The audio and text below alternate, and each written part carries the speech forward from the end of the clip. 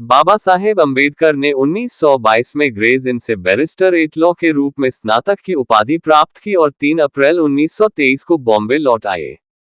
उन्होंने सामाजिक कार्य करने और अर्थव्यवस्था की वकालत करने का निर्णय लिया और पराल के दामोदर हॉल में पहली मंजिल पर कार्यालय के लिए एक कमरा ले लिया।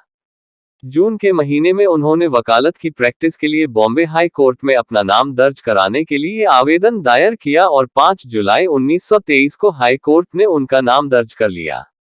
वकालत शुरू करने के बाद अम्बेडकर अछूत हो गए। स्पर्शी समुदाय के होने के कारण स्पर्शी समुदाय के अधिवक्ताओं ने उनका सहयोग करने से इनकार कर दिया। ऐसे में बालकृष्ण गणेश मोदक नाम के एक मार्मिक वकील ने अम्बेडकर को अपनी वकालत जारी रखने में मदद की। बाबा साहब अम्बेडकर को पहला केस नासिक जिले के अदगांव के महार जाति के जाधव भाई का केस मिला। ये केस 1 साल तक चला और सफल रहा। अम्बेडकर को मुकदमे की फीस के रूप में 600 रुपये मिले।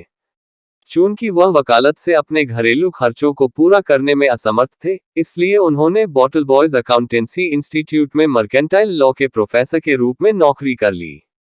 इसके लिए उन्हें प्रति माह 200 रुपये का वेतन मिलता था, जो उन्होंने 10 जून 1925 से 31 मार्च 1928 तक प्रोफेसर के रूप में रखा।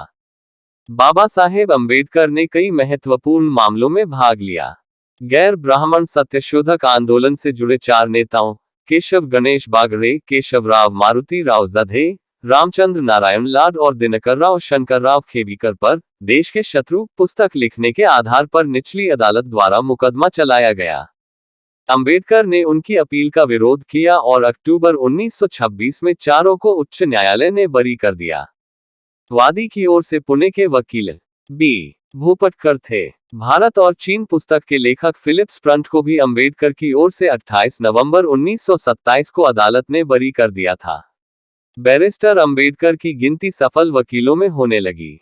भारत में अवैध रूप से हथियार और विस्फोटक रखने के आरोप में शाहपुर तालुक के किन्हवाली के एक व्यापारी चंदुला स्वरूपचंद शाह के खिलाफ भारतीय दंड संहिता अधिनियम 1930 के तहत मामला दर्ज किया गया था।